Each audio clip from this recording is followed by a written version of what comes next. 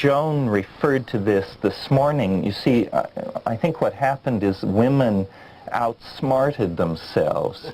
The men were off silently hunting and practicing being quiet as they stalked their prey. The women were creating language in order to describe the taxonomy of these various food plants, of which they probably could distinguish 400 or 500 plants, seasons, soil conditions, variants, unusual conditions of all sorts, which parts of the plant were edible, which were poisonous, so forth and so on. And as always happens, when you succeed in an enterprise where you seek control, you inevitably simplify. So the women became so conversant with the power of plants that they realized they need no longer gather them. They could grow them.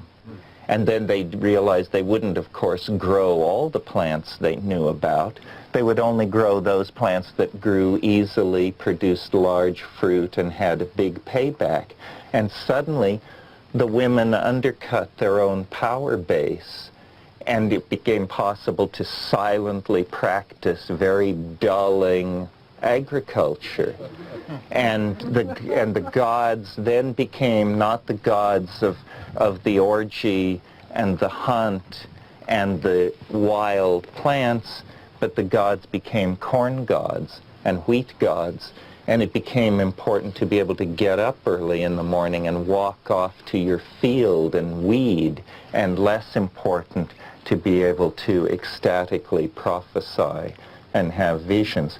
Well, that's just one scenario, but it's worth talking about, I think, because how we image our emergence out of animal organization is going to color very deeply how we image our transition into a transcendental realm. That's why I talk about what I call the archaic revival rather than the new age. All this talk about shamanism is a reaching back 15, 25,000 years to those models to steady us. We should go out the way we came in, which means as a partnership society, as a psychedelic society, as a tribal society. And so by thinking about the origins, we actually gain an intimation of the future. Yes? The persecution of witches was going on anyway, you know, for those very things you're just describing for women.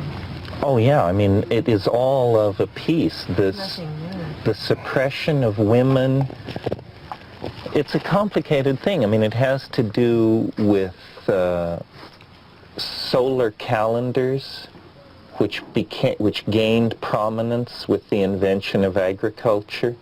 See, I think the invention of agriculture was where it began to go wrong. Well, some people say it was the domestication of the horse or cities or this and that, but people idealize the Neolithic and think that this was fine. But I think already in place were notions of hanging on to the land, of storing wealth, of cooperating,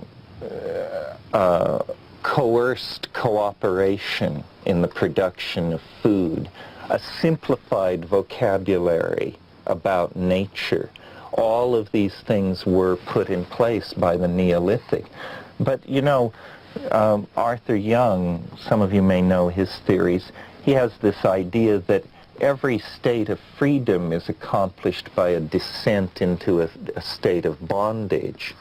It's so that, for instance, you know, molecular chemistry is the product of the molecular bond.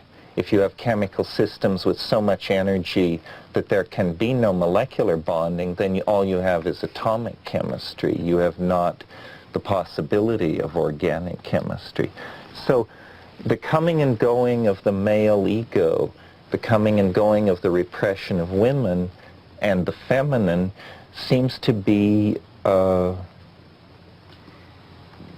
related to how much exposure there is to these wild plant states.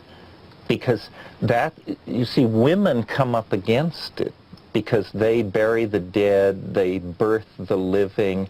They know that all is not as it appears to be. They are informed of the fact that culture is a charade.